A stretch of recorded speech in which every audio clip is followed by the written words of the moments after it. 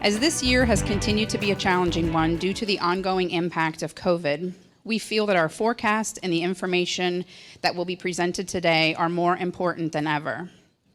We're going to gain lots of insight about the regional and national economy, and we're looking forward to hearing from our political expert as he shares his perspective on Tuesday's presidential election. We also have plenty of celebrating to accomplish today, as we will present our 4th annual Excellence in Manufacturing Award to a company that has been making strides with new division, as well as a new facility in Brookfield Township.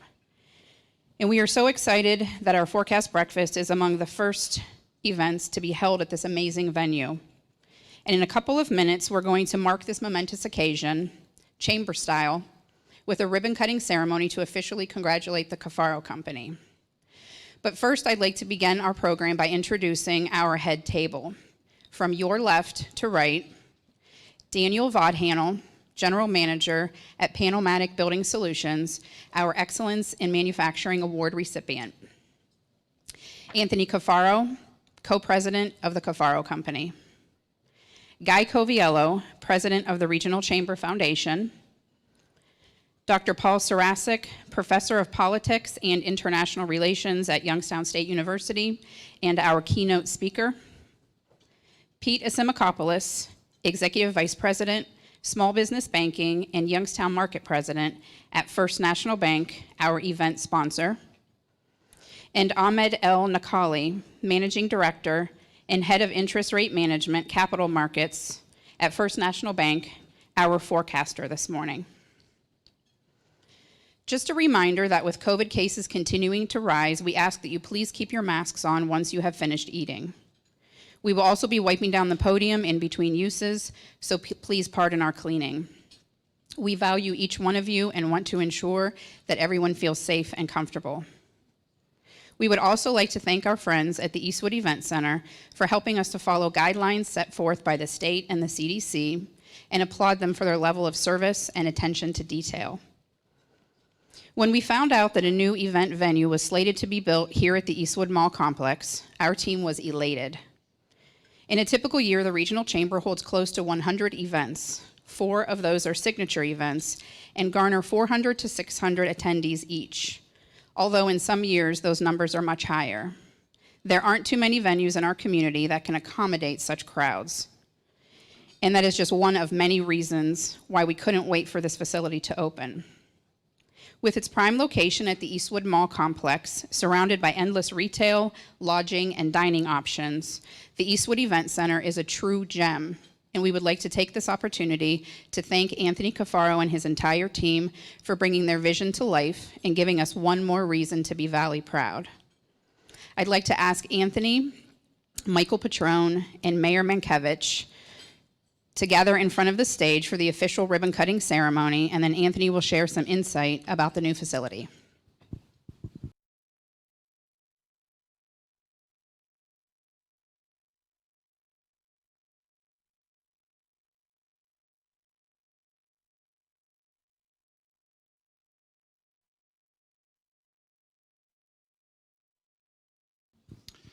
Thank you. And welcome to the Eastwood Event Center. Welcome to the Eastwood Mall Complex. I'd like to thank the Chamber for hosting this event, our sponsor, and the speakers for coming today. Wasn't sure that I was actually part of the presentation today till about 5 minutes ago, but I'm very excited and proud to be here this morning for our inaugural event here at the Eastwood Event Center. This has been a facility in the planning for over a decade. It is extremely gratifying to reinvest in our community, to reinvest in the Mahoning Valley, and it is possible because of the support of organizations like the Chamber and the support of our community, of Eastwood Mall Complex. And on behalf of my family, I thank you all and look forward to you coming back to this venue many times. We're able to host social events, business meetings, just about anything you can imagine. The walls behind you there are removable. The space can be set up into one large venue, gathering area, or up to 6 separate areas, able to host meetings from 20 people to nearly 1,000. If you have an opportunity to walk around after the presentations today, you'll be able to see all that we have to offer. And please let people in the community know all about it. And we're going to be here for a long time and have a lot of great events here. And again, thank you for coming this morning, I should say. Feels like this week's lasting forever. Looking forward to 2021, and maybe some of the COVID can get behind us. Certainly, I think we're all happy the election's behind us, or mostly behind us at this point. Thank you very much, and have a great morning.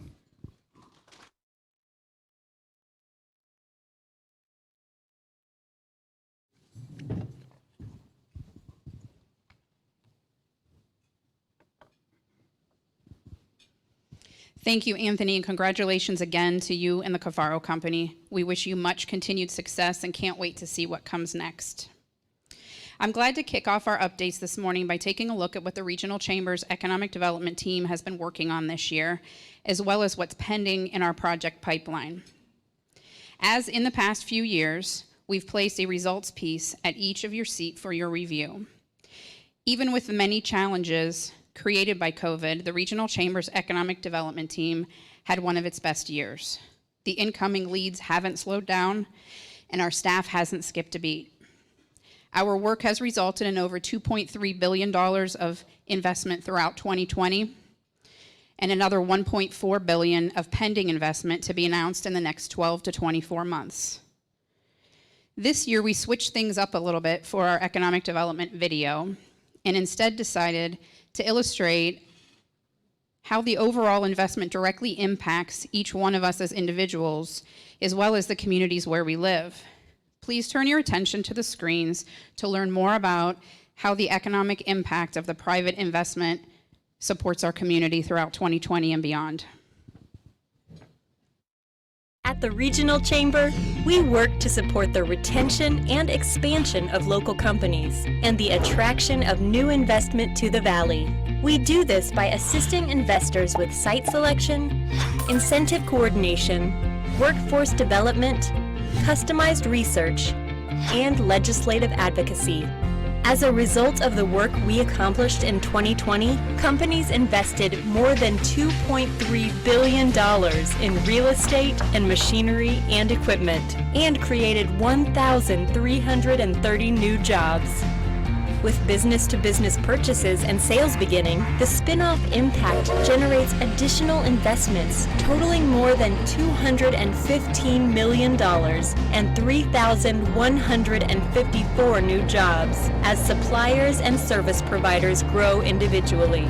As the weekly payroll of more than $2 million is earned by the new employees, their spending flows into the market, resulting in the creation of 1,488 more jobs with the purchase of goods and services throughout the region. And all of this growth generates $33 million in tax dollars that will benefit our community through local and state tax dollars. This money will be spent on roads, schools, libraries, safety forces, and parks. The total economic impact to the community over the next 3 years is more than $500 million of overall investment, resulting in the creation of 5,972 new jobs throughout the Valley. Even through a year of uncertainty, the work done by the Regional Chamber points us to a future that is more promising than ever.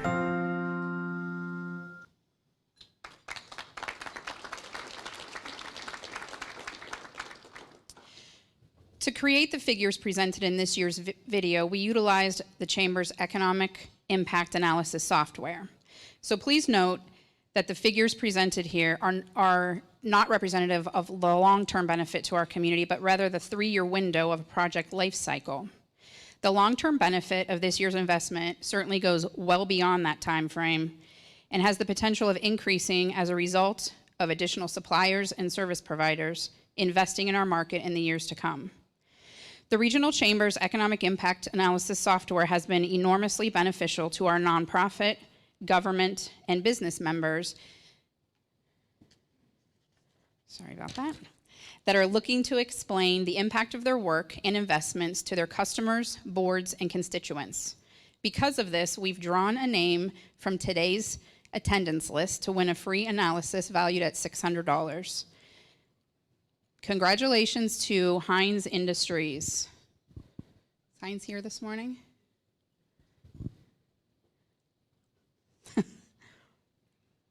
They RSVP'd, so maybe they weren't able to participate at the last minute. So we'll certainly reach out to them to let them know that they won the free analysis and talk to them about the service.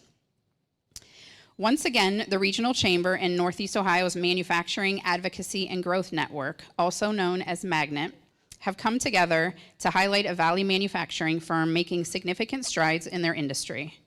Unfortunately, Magnet's Director of Client Engagement, Darlene McDermott, was unable to join us in person this morning, but instead did send a pre-recorded video.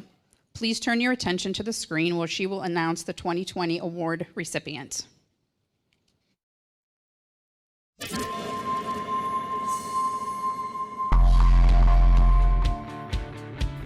Good morning, I'm Darlene McDermott, Director of Client Engagement for Magnet, the Manufacturing and Growth Network. I'm usually at the Economic Forecast Breakfast in person, and I hope you'll accept this virtual but nonetheless warm recipient recommendation for the 2020 Chamber and Magnet Excellence in Manufacturing Award. It is my honor to present the Regional Chambers and Magnet's 4th Annual Excellence in Manufacturing Award to you this morning. Criteria for the award focuses on company history, growth, areas in which the business excels, and new products and/or services. We had many excellent submissions again this year, and the committee of judges certainly had a very tough choice to make. We are especially proud to present this award to a company that has been an integral part of business in the Valley for nearly 65 years. Panelmatic Incorporated was founded in 1957 in Youngstown to serve manufacturing industries with the design and build of custom electrical, instrument, and pneumatic control panels. The company has produced control packages for many of America's top corporations. They've done this in sectors including chemical, environmental, food, pulp and paper, rubber, petroleum, pharmaceutical, glass, metals, and utilities industries. They also deliver equipment for the use in these industries worldwide. The business has grown over the years to support expansion for its clients, and 2019 was no exception. Panelmatic added a second facility and a division to its corporate umbrella. Panelmatic Building Solutions, or PBS, opened on Parkway Drive in Brookfield to support customer demand of modular, prefabricated electrical buildings. With 27 employees at its 73,000 square foot manufacturing plant, the new PBS fabricates Panelmatic's custom control houses and can manufacture a much greater number of units in this larger space. As a result of the expansion, PBS has become First Energy's most significant supplier of packaged substations. Panelmatic is known for excellent customer service and quality, and also uses local suppliers for the majority of its manufacturing operations. They further support and keep true to our local economy. We applaud Panelmatic Building Solutions not only for their efforts in Youngstown-Warren, Ohio, but for their leadership's innovation in diversifying their products and services to ensure success in emerging markets. In addition to its Youngstown and Brookfield locations, Panelmatic also has facilities in Cincinnati, Houston, St. Louis, Newcastle, Delaware, and Greenville, South Carolina. They are headquartered in Fairfield, Ohio. In closing, we are so pleased to honor PBS today and are eager to hear more about the company and some of its latest endeavors. So without any further ado, please join me in a very warm welcome and a great round of applause to to our Excellence in Manufacturing 2020 award recipient, Panelmatic Building Solutions. And here to receive the award is General Manager Dan Vodmanol. Thank you.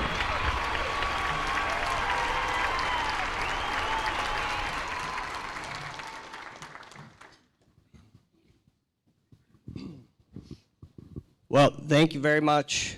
I'm really honored to get this award. It's been a really hard year with everything going on. COVID, election year, it's usually a very big downturn for us, but we stuck through it, especially with the Chamber. We owe a lot to them. We had a very successful year this year. We turned a profit our first year out, which is unheard of for one of our new facility expansions. Just this week, we hired another 2 employees, so our continued growth is just looking better and better despite COVID. We're continually diversifying markets. Oil and gas used to be our primary business, and we diversified last year into electrical utilities, and that worked out very well for us. We have a couple contracts in the works for next year. If we were to get those, our business will more than double even what we've done this year. So we're really hopeful for that to come through. Again, I want to give a big thanks to the Chamber. I feel we couldn't have done it without them. They helped us find the facility, which was perfect for us. It was minimal work to get in there. They pointed me in all the right directions as far as financing and grants and getting the right people. I also want to thank my team. I couldn't have done it without them. A lot of good people working in our plant.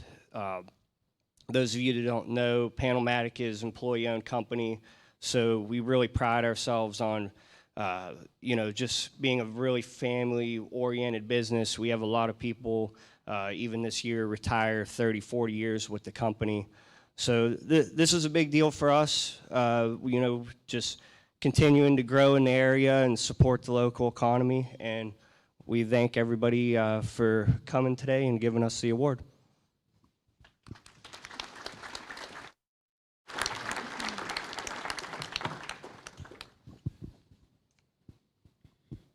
Daniel, congratulations once again to you and your team at Panelmatic Building Solutions for all of your hard work and growth in the Valley.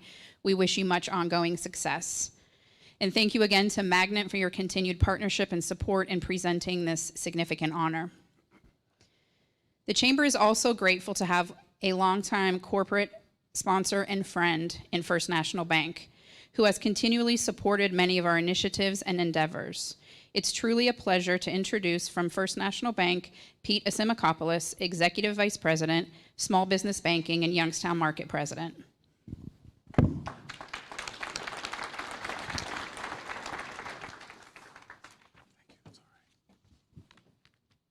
Thanks, Sarah.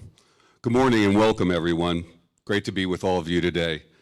First, I want to congratulate Anthony and the Cafaro family for opening the fabulous facility. I know the community will enjoy this venue for many years to come, so best wishes, Anthony. On behalf of First National Bank and F&B Corporation, it is our honor to once again partner with the Regional Chamber in sponsoring this annual Economic Forecast Breakfast to share some valuable insights on local, national, and global economic trends and activity. We understand the importance of events such as this help local business, civic, and community-oriented organizations together gain new insights, collaborate with one another, and plan for the future. We have one common goal, and that is to make the Valley a better place to live, work, and enjoy. After all, this is our home. Our strong relationships with our customers in the Valley and across our footprint, in addition to our technological capabilities, proved critical earlier this year in our efforts to save businesses and hundreds of thousands of jobs impacted by the pandemic through the SBA Payroll Protection Program.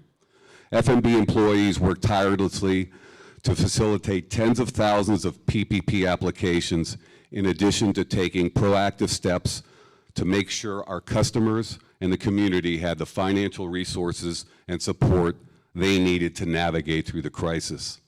I'm very proud to say that we were recently recognized by Greenwich and Associates as one of only 10 standout commercial banks amid the crisis, and singled out by Forbes as the only bank among 10 companies putting people above profits during COVID-19. As we close out the year and move into 2021, my colleagues and I look forward to working with each of you as we explore different ways to better serve each other and better serve the Valley. So on behalf of First National Bank, I want once again to thank Tom, Sarah, Guy, Kim, and the entire Chamber staff for all that they do for our community and for allowing us to sponsor this event, and to the Cafaro family for the great venue and the delicious breakfast. But most of all, I want to thank all of you for your commitment, your leadership, your perseverance that has helped our Valley remain a strong, viable community.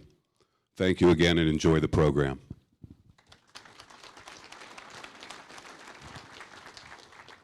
And now it gives me great pleasure to introduce an FNB colleague who will provide the forecast for the coming months and into 2021. Ahmed El-Nakali is a managing director of capital markets responsible for syndication, debt capital markets, and derivative sales. Ahmed provides high-end finance service consultation for institutional clients and prospects to develop interest rate hedging solutions tailored to their unique organizational needs. Prior to joining FNB, Ahmed was a director of Bank of America Merrill Lynch, where he spent several years running the FICC corporate team based in Dubai, with responsibilities covering the Middle East and African markets. Previous to his work with Bank of America, Ahmed worked for both Nomura and Deutsche Banks in London, where he was advised corporate clients on interest rate, foreign exchange, and commodity risks. Ahmed earned his Bachelor of Arts degree in economics from Princeton University and received an MBA from the Temper School of Business at Carnegie Mellon University. Ahmed currently serves on the board of directors of the Princeton Alumni Association of Western Pennsylvania. Ladies and gentlemen, please give a warm welcome to my colleague, Ahmed El-Nakali.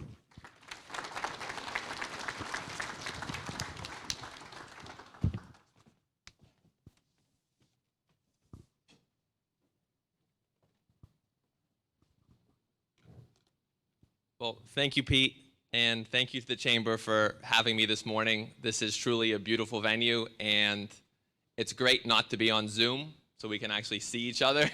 This is unique, but it is excellent. When thinking about today's topic, it's unwieldy, right? We're going to talk about the economy, and in a brief amount of time, where do we go? So let me see if this works. I've broken up the agenda into two parts. First, we'll look at the State of the Union, focusing on the business cycles as well as the consumer. And then at the tail end, we'll go through some long-term themes. Now, obviously, this is not an end-all, be-all, and I'm sure that there are other areas that we can discuss. This is just food for thought. I'm a very visual person, so a lot of these, there's going to be a lot of graphs. I just got to warn you up front, right? And I know it's early in the morning. So we're going to start wide and talk about the business cycle. When we think about recessions, they've historically been caused by one of three reasons. First, excess. Think about the dot-com bubble, subprime mortgages. The second, central banks, the Fed. Whenever conditions are ripe for inflation, the Fed raises interest rates and effectively chokes off credit to an economy in order to keep inflation low. And the third is shock. And I think we can all understand that 2020 is a shock. How big a shock this is measured on this GDP growth graph. So what we have seen, and last week confirmed, that we are now out of a recession. But the recession that we were in was the deepest, yet the shortest recession on record. I think if we look back in time, since the Great Depression, there have been 13 recessions, each averaging about 15 months. When this is all said and done, you'll see this is slightly under 2 quarters, but it has been very severe. Now, looking at certain industries, because it's very difficult to talk about the economy broad-based without delving into certain industries, some have performed better than others. Industrial production is one of them. If you'll compare industrial production and how it's performed relative to how it did in 2008 in the last recession, you'll see that it was a deeper, steeper drop-off, but a quicker rebound. That's partly due because it's been easier to socially distance an opening as opposed to more retail-based segments. And on the other side of this graph page, you'll also see that the segments of our economy which are historically interest rate sensitive, namely housing, namely autos, have performed exceptionally well and have shown to be very resilient and a bulwark for economic strength.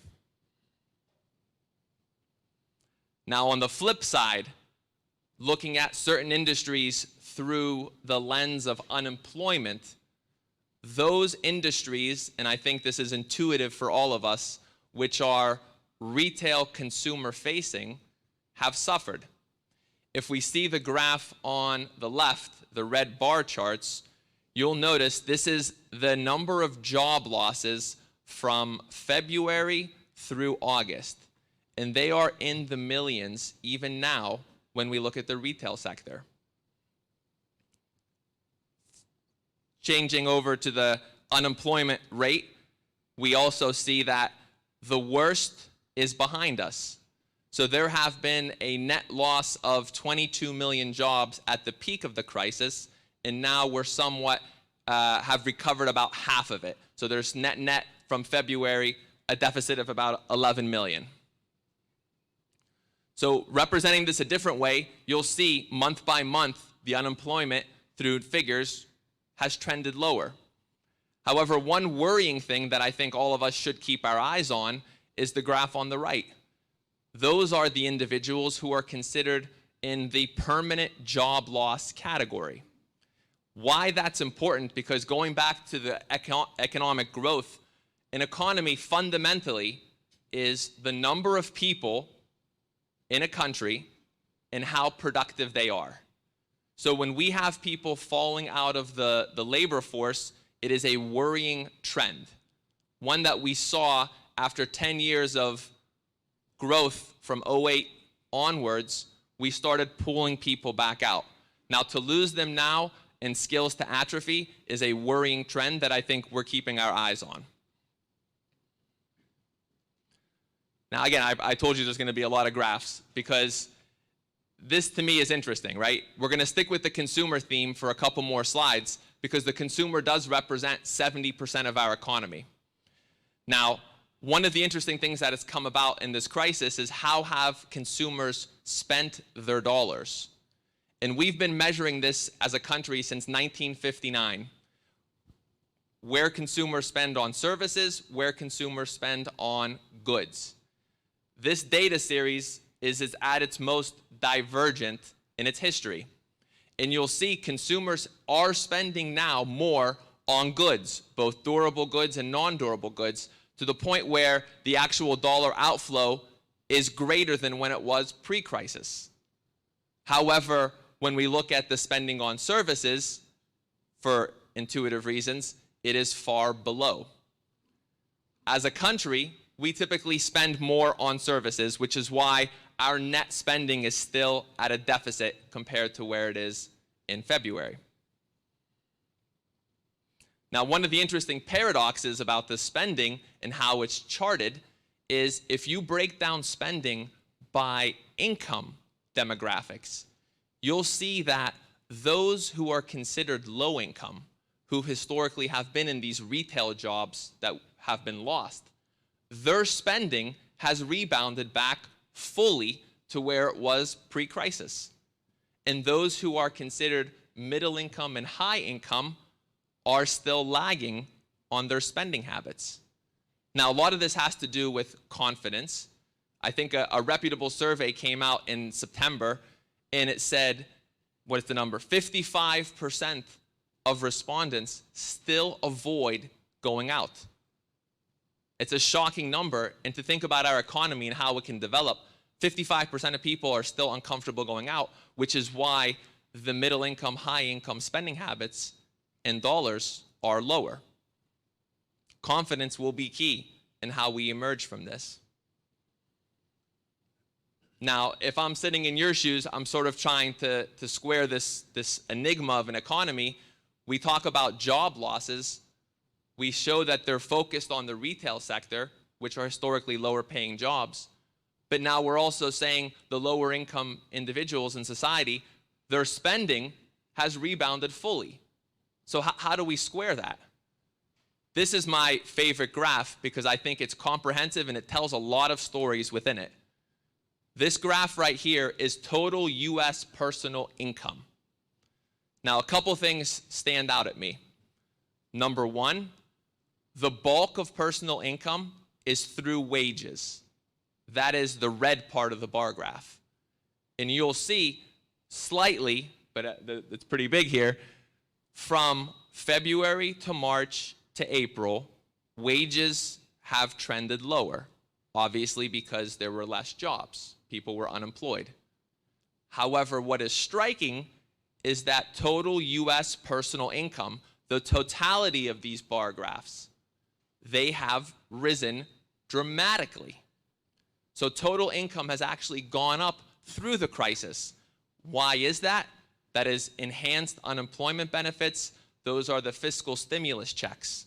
So you'll see even today, we are trending at a level higher than where we were before the crisis when it comes to total US personal income. Now, where have those dollars gone? This is looking at it differently. The mustard color on these bar graphs, that is our savings rate. And if you'll see in April, the mustard colored, when the unemployment benefits kicked in, the stimulus checks went out, reached 33%. That was the total savings rate in the country. So now in my mind, again, we're all trying to make sense of what's happening. We have a bit of a race going on. In that race, what I mean is, we're trying to get economic growth back. Absent fiscal stimulus, what we have seen is that the savings rate, month by month, has started to dwindle. It is normalizing. So consumers are now dipping into their savings and their spending. Now the race part is, will their spending generate enough demand to bring employment back so we have a more sustainable economic recovery? Or will the savings rate dwindle without creating sufficient demand and the government needing to step in some sort of formal stimulus program? Right? That to me is the trillion-dollar question, literally. Will the savings and the spending generate the needed demand for employment to continue? Now, there's another side to this coin. We talk about fiscal stimulus. This is a snapshot of our federal deficit. And to put everything in context, when the fiscal year ended September 30th, our fiscal deficit was $3.1 trillion. Now, looking at the ledger, the numbers are calculated as follows. Our spending was $6.5 trillion. Our revenue, $3.4 trillion. So that's the 3.1. And it helps to sort of normalize, at least in my mind, when we're talking about an additional 1.8 or 2.2. That is, relatively speaking, very astronomically large numbers compared to the revenue that comes into this country on an annual basis of about 3.4 trillion.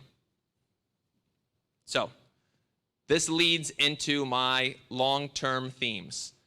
And I'm going to stick with the debt picture because I don't think it's talked about very often, and we want to look at it from a different perspective.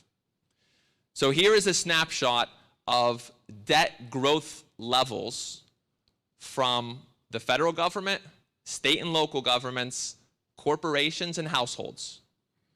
What you'll notice, strikingly, is what we talked about. Federal government debt, in order to finance this deficit, is skyrocketing. Corporations are trending higher. Households are intact. That is a very comforting sign in an economy structurally created as ours, where the consumer is 70% of growth. Now, for those of you, as most of you are, savvy in credit, the first thing that you would think about, and again, as bankers here, we'll be the first to tell you, that when an entity takes on more debt, you would expect the financing costs of that entity to go higher. What we're showing here for the US government is that as debt to GDP has gone from about 35% in 1980 to over 100% today, strikingly, the cost of US debt has gone down. This is beyond conventional thinking, right? This graph right here is beyond conventional thinking, because as a country gets more indebted, you would expect interest costs to go higher.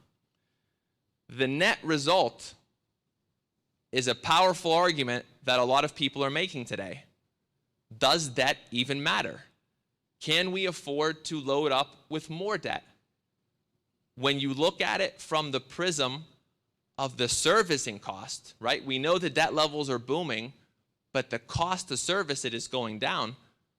We're still roughly paying 2% of GDP on interest servicing cost as a country.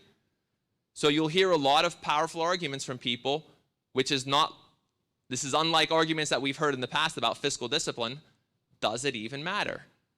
So as bankers, you can probably appreciate, we do believe it matters, right? The day of reckoning will eventually come if interest rates trend higher. Now, changing themes a little bit. So the last three themes, and I'll go through them quickly, because I'm very interested in hearing the presidential perspectives, as I think most of you are as well. Reshoring. So to me, this is a fascinating topic, and it goes to the heart of, will this corona crisis change our economy structurally, or is this temporary? And when the reshoring angle, we're looking at it almost as a balance sheet. What are the drivers of reshoring? Well, we have international stress with China. We have in the US a very large consumer base. Why not make things where people are buying things? We have cheap electricity.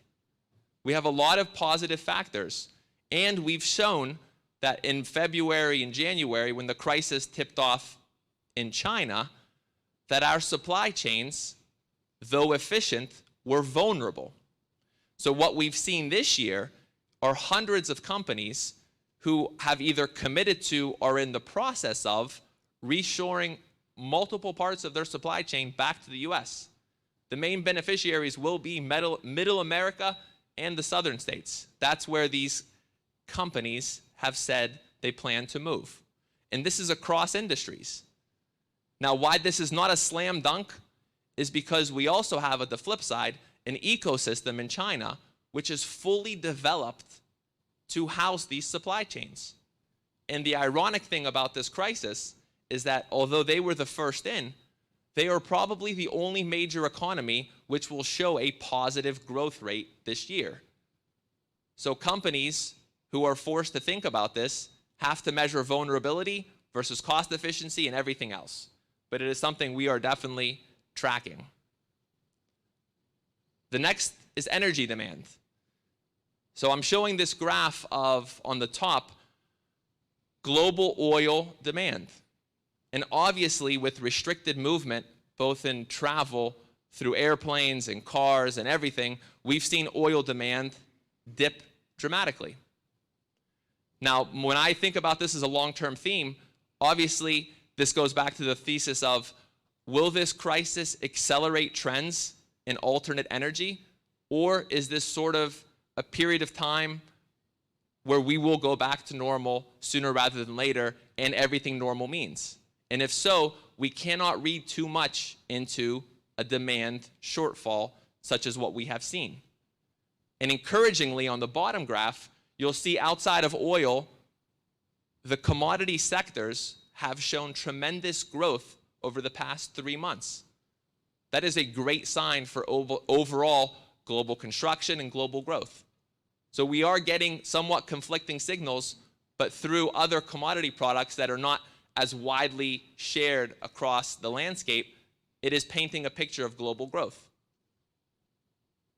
And my last theme, just to go full circle on when we talk about permanent job losses and what that means for an economy, is it's always important when we think very, very long term to concentrate on the demographics of our country. Now, the Congressional Budget Office every so often puts out projections as to where they think the total number of Americans will be over the next, call it 50 years. Historically, after a recession, we see growth rates demographically shifting downwards.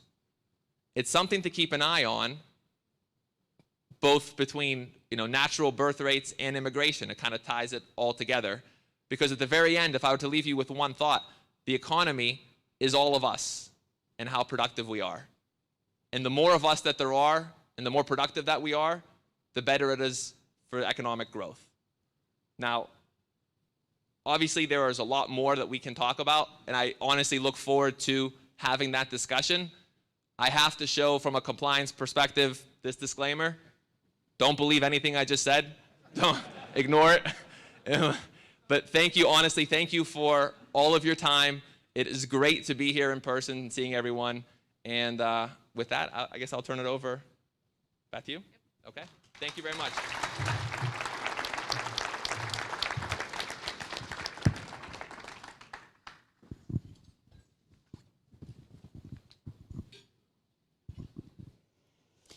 Ahmed, thank you for your participation in today's event. We always look forward to First National Bank's forecast, especially this year with all of the challenges we've experienced as a result of COVID. It's truly eye-opening and always very informative. It's now my distinct pleasure to introduce our keynote speaker, who we are guessing has spent the past 36 hours commentating on Tuesday's election. Dr. Paul Sarasik is a professor of politics and international relations at Youngstown State University. During the 2018 and 19 academic year, Professor Sarasik was a visiting Fulbright lecturer at Waseda University in Tokyo. This was Professor Sarasik's second Fulbright Award. In 2009 and 10, he also served as a Fulbright professor at the University of Tokyo. Over the past 5 years, he has given more than 50 State Department-sponsored lectures on U.S. politics and foreign policy, including talks at U.S. Embassy facilities in Beijing, Tokyo, Brussels, Dublin, and Rome.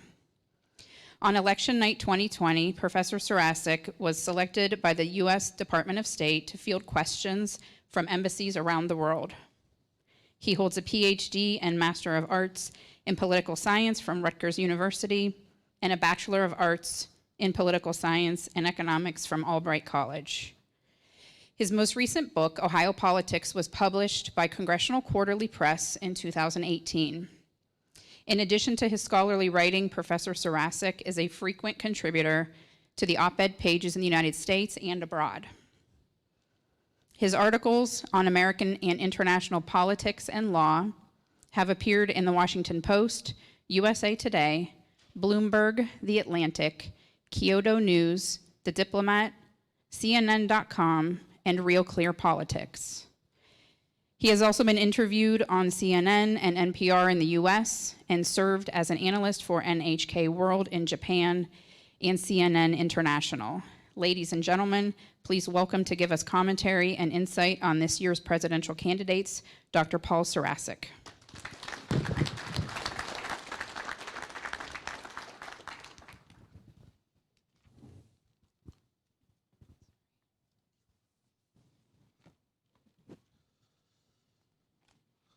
Well, thank you very much for that kind introduction. And can I take advantage of your disclaimer that don't listen to anything I say? Because I think every political analyst in the country wants that disclaimer right now after this election. This has been really historic. Normally, I would be before you with PowerPoint slides. Unfortunately, this is a moving target. And it was almost impossible to sort of come up with any definite slides for today because everything's changing as we talk about it. So what I'm going to do briefly, because I know we're running a little bit late here, is divide my brief talk into three parts. First of all, what's happened so far. Secondly, what's going to happen next. And finally, what does it mean? And all these parts are interrelated, and that's the problem. You change one part, it changes another part. But we're going to take a shot at it. First of all, what's happened? Well, welcome to the Republican Mahoning Valley. Something that when I first came here in 1992, I don't think I could have imagined. You know, the fact that the entire east coast of Ohio, down to Athens, is now red, is now Republican, is something that I don't think we could have predicted. You know, it's interesting. I come originally from New Jersey, and I actually grew up very close to Donald Trump's golf club. It wasn't there when I was growing up there, but that area. You know, mostly New York commuters, and solidly Republican.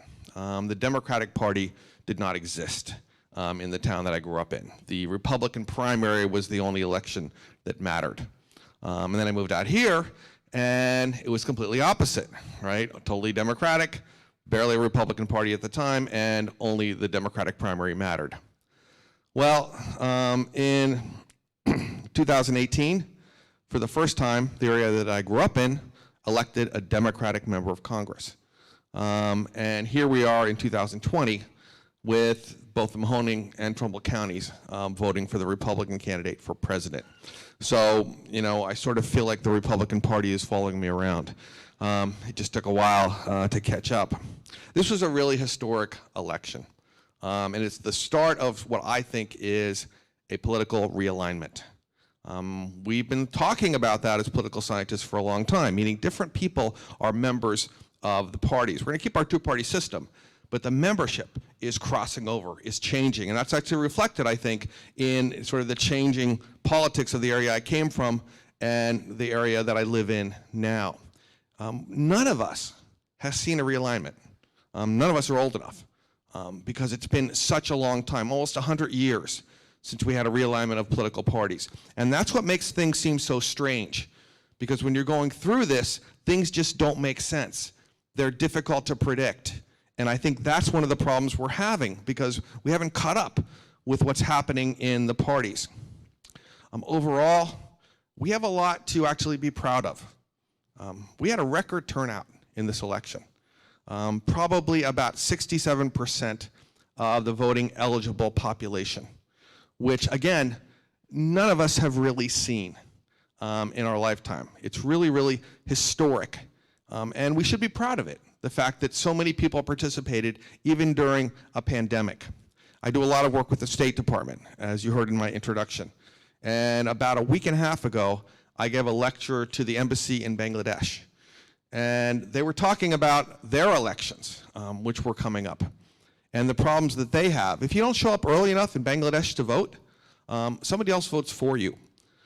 So, you know, we don't realize the kind of traditions that we have in this country that we benefit from, and we really should kind of appreciate that, step back from our partisanship for a minute, and simply appreciate the fact about how successful this election really was, even though we're on day 3 now, right, of it, and trying to figure out what happened.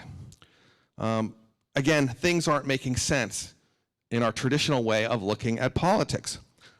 Donald Trump did better with minority voters in 2020 than he did in 2016, at least if we can believe the exit polls, and we're not sure we can believe any polls in 2020. At the same time, it looks like former Vice President Biden did better with white males.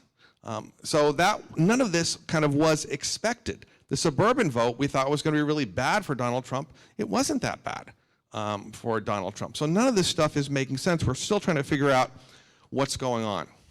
where we stand right now, and I haven't been able to check polls or counts since I've been here, but the election's not over.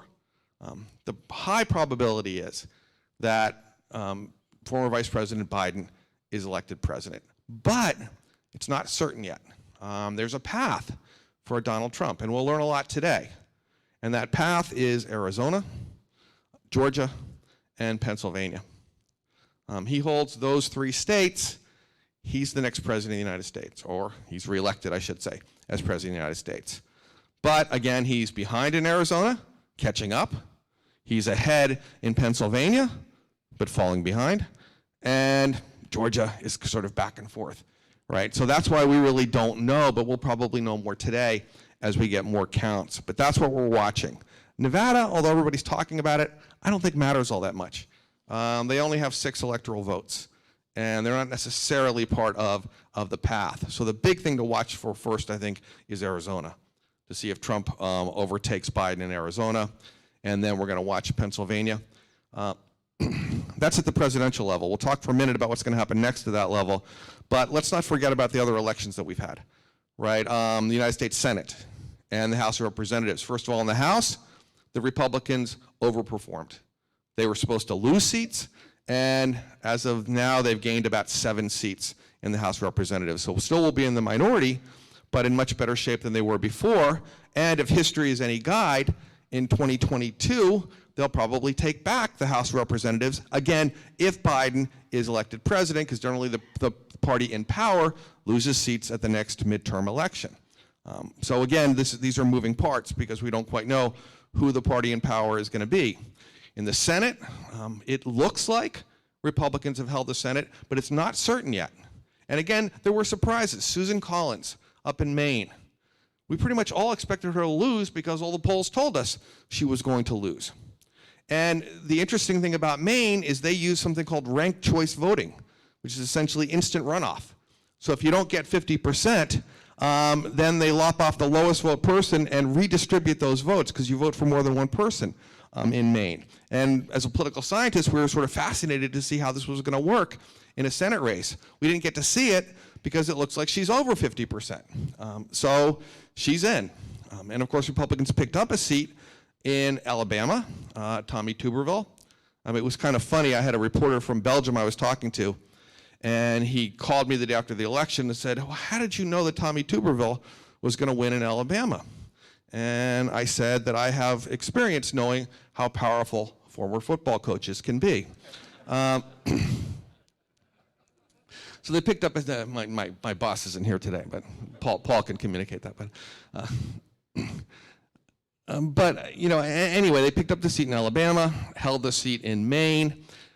We're still looking at Georgia, not just for the presidential election, but also for the Senate races, because Georgia has runoffs. If you don't get 50%, you have to run in a runoff election. Now it looks like there's 2 seats. There's one special election in the Senate in Georgia, and one regular election. So in the regular election, it looks like David Perdue is over 50%, but it's really, really close. And if it falls below, we'll have to have a runoff election for that seat. The other seat, Kelly Loeffler, will go to runoff. Nobody's even close to 50%. So we could have 2 runoff elections in Georgia. And again, we're counting presidential votes, but we're also counting Senate votes. So we don't know. And those are 2 seats, right? So it could end up that the Republicans don't hold their majority, go to 50. If they go to 50 in the Senate, then all of a sudden the presidential race becomes important, right? Because Kamala Harris, if she's vice president, would be the tiebreaker in the Senate. So again, we have way too many moving parts going on here. At the state level, Ohio Republicans gained seats in the State House and maybe in the Senate. This could become important as we talk about reapportionment in the state of Ohio. Remember, we've had a census going on. We're going to be redrawing districts. The new plan, by the way, which I don't think any of us are paying enough attention to, for redrawing the lines in the state of Ohio, is incredibly complex, particularly for congressional districts. You know, the district we're in right now, the 13th district, is going to be no more in 2022. It's going to be redrawn because Ohio is almost definitely going to lose 1 seat after the census. And that means you redraw the whole state. And at the congressional level, the legislature gets the first shot at it, but not the only shot. The law is very complex. Depending on how many votes you get from the minority party, the Democrats in this case, will depend on how long those lines last. Do they last 4 years or do they last 10 years? None of us has ever been through this before in Ohio. It's a brand new law.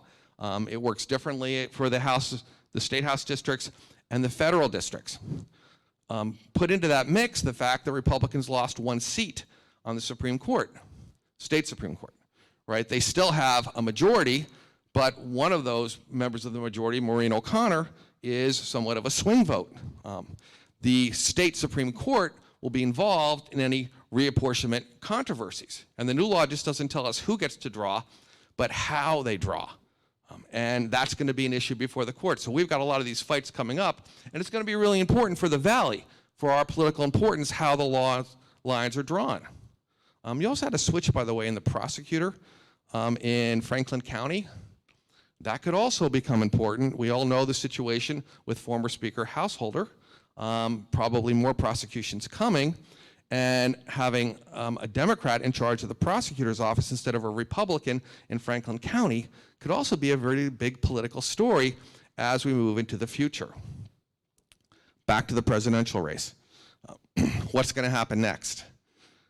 We don't know, right? Because we don't know how things are going to turn out today. We've got a lot of dates that we have to hit. The first is December 8th. Those of you that are old enough to remember Florida in 2000 will remember people talking about safe harbor.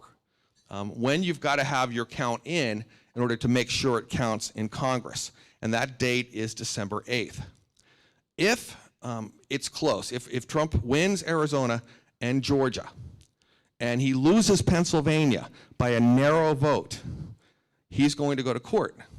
He's already filed, again, with the Supreme Court. Now, of course, that case out of Pennsylvania was filed before with the court, and the court tied. It deadlocked. That meant the lower court decision stood, but that was when we had 8 members of the Supreme Court. Now we have 9 members of the Supreme Court. So the decision could be different this time around coming forward. And if it's close, that could delay things quite a bit as we move forward. And Pennsylvania's votes have to be in by December 8th, no matter what's going on in the court. The legislature, under the Constitution, has the power to appoint electors. That almost happened in 2000 in Florida, if there's too much of a delay. You could see the Republican legislature in Pennsylvania try to appoint electors, the Democratic governor of Pennsylvania appointing a dual set of electors. This could get very interesting as it moves forward to Congress. We do have a law to deal with this that was written in the 1880s and nobody understands it. So, this could really, really get dicey. December 14th, those electors have to go to their state capitals to cast their vote. That's our real presidential election day. But we're not even done then. January 6th, 3 days after the new Congress comes in, we get to count those votes on the floor of Congress with Mike Pence. The sitting vice president will still be president of the Senate no matter what happens. He has a role. It's unclear under the law, under the Constitution, what kind of power he has when he opens those votes and announces them. Again, if there's a controversy, there's a lot of ways this thing can get very, very complicated. Hopefully, probably, it all gets cleaned up and we have an inauguration on January 20th, right? So we've got a couple months now that things could get very interesting. If Trump loses Arizona and Georgia, I don't think we're talking about any of this, right? There'll still be cases, but it won't be, nobody will really think, I think, that it's going to change the results. Just as I don't think any of these recounts, for example, in Wisconsin, are going to change the results there either. So really what we're looking at is if Trump wins Arizona, Georgia, and Pennsylvania, or really close in Pennsylvania, and then that court case becomes really important because it really depends what kind of votes we're going to count in Pennsylvania. So we've got that coming up. What does this all mean? Well, again, it depends who wins. It looks like if we were betting on something, we would bet on divided government. We would bet on Biden being president and the Republicans controlling the Senate. That means gridlock. That means what happens with judges and the Supreme Court over the next 2 years. We have a lot of fighting. We'll probably get a stimulus package, but beyond that, who knows what will happen in the Senate. What I'm most interested in is trade, right? An issue that's really important around here, and this goes to our other presentation a little bit. Where is Joe Biden on trade? Biden doesn't need Congress on trade, sort of. This is complicated. Congress has delegated all this power to the president over trade. We saw that with President Trump, able to put these 232 national security tariffs on things like steel, able to put 301 tariffs, unfair trade tariffs on China. What will Biden do? He's got a Buy American plan, but he hasn't been very clear, particularly with the steel tariffs, about which direction he will go. It could get really interesting in that in the last Senate, there were bills there to take back the power from the president, one of which was sponsored by our Senator, Rob Boardman. Because nobody expected a president like Trump to be so forward on trade and to use the power the way he's used it. So there have been bills to take it back. You could see a bipartisan agreement to try to take power back from the president on trade. I think the China tariffs are going to be the most interesting going forward, because those are something called Section 301 tariffs. And without getting into the weeds in trade law, 301 tariffs, we had agreed essentially as a country not to use them, or to only use them to enforce WTO decisions, right? So after we went through the WTO process, World Trade Organization, if we got a negative finding against the other country, then 301 was the mechanism to counteract the unfair trade practice of the other country. Under the Obama administration, that was the understanding. President Trump has used 301 tariffs without any WTO findings. Vice President Biden has talked about relying more on these international organizations. So I suspect that means he's going to be uncomfortable using 301 tariffs unilaterally. And all the tariffs on China are 301 tariffs, right? So we could see those coming off. Politically, that's really difficult, but there's nothing right away, at least, that Congress could do about it. The president can put them on, the president can take them off again. There's a process you go through, but the president can do that. So we could see a real change there, but again, it's really unclear what Biden's overall trade policy is, and particularly with regard to those tariffs. So there's a lot of uncertainty. We'll see what happens with Congress. The courts could get involved in this also. The 232 tariffs, the national security tariffs, the courts have become very interested in those. There's a doctrine called overdelegation. So one of the questions is, has Congress delegated too much power to the president? If the president can say anything is national security and slap a tariff on anything, is that too much power? One final thing, trade promotion authority. If you know anything about trade, if you study it, this is a law that essentially gives the president the power to negotiate trade agreements and guarantees an up or down vote in the Congress. But it is always sunsetted, meaning it's given to the president for a limited period of time. Trade Promotion Authority will sunset on July 1st, 2021. And when President Obama was given it in 2015, he was given it by one vote. And it was overwhelmingly Republicans who supported it. It was Obama's own Democrats who opposed Trade Promotion Authority. You can't really negotiate a trade agreement without Trade Promotion Authority. And will President Biden be given it? Will he even ask for it, as we move forward? Again, Joe Biden voted for NAFTA. He voted for permanent normal trade relations with China. And he voted against pretty much every trade agreement that was negotiated by President Bush. Right? So he's been sort of in both directions on trade. That's why it's so difficult to know where he's going to be. But again, for any future trade agreements, if we're going to move forward with that, you need Trade Promotion Authority. TPP, the Trans-Pacific Partnership, now known as CPTPP, the Comprehensive and Progressive Trans-Pacific Partnership. Biden has talked about kind of wanting to go back into it. And he's talked about not wanting to. Again, we're not sure. There's a question about whether he could bring us back into it without trade promotion authority, or whether he would want to, or whether it's even worthwhile doing, right? Because we already have now a trade agreement with Japan, which was the big player in TPP, and we have renegotiated agreements with Canada and Mexico, two other big players in TPP. There's only 11 countries in it, and there's 3 of them, and we have trade agreements with 3 other ones, right? So it might not even be worth going into it, but if he's going to do it, it could be difficult. So we've got a lot of questions moving forward, and I'm sorry I haven't given you a lot of answers, but at least now you know kind of the known unknowns as we move forward. Thank you. Hope I didn't go too long. Thanks.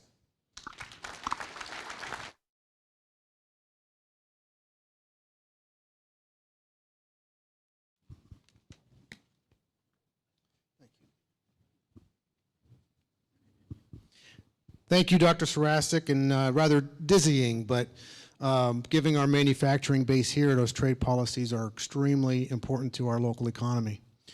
I feel like we've just taken some really good, much-needed medicine. You know, we're months into this pandemic, and we just heard about 90 minutes of pretty much good news. And so that was very much, those were some doses very much needed. Good news from all of our speakers, and good news about such a wonderful venue now open to the community. Some more good news I would like to just talk about as we close. Just down the hall here, there's a little store called Mimey. And Mimey has this unique concept. It takes 3D printing technology and scans us and makes statues of us or our loved ones. Very unique way of using that technology. At your tables, there's a promo about our next signature event, the Chamber's annual meeting in March. Our keynote speaker will be Slade Gardner. Slade is one of the world's foremost authorities on 3D printing. Slade, during his career with Lockheed Martin, worked on 3D printing top secret government military stuff that even his boss wasn't allowed to know what he was working on.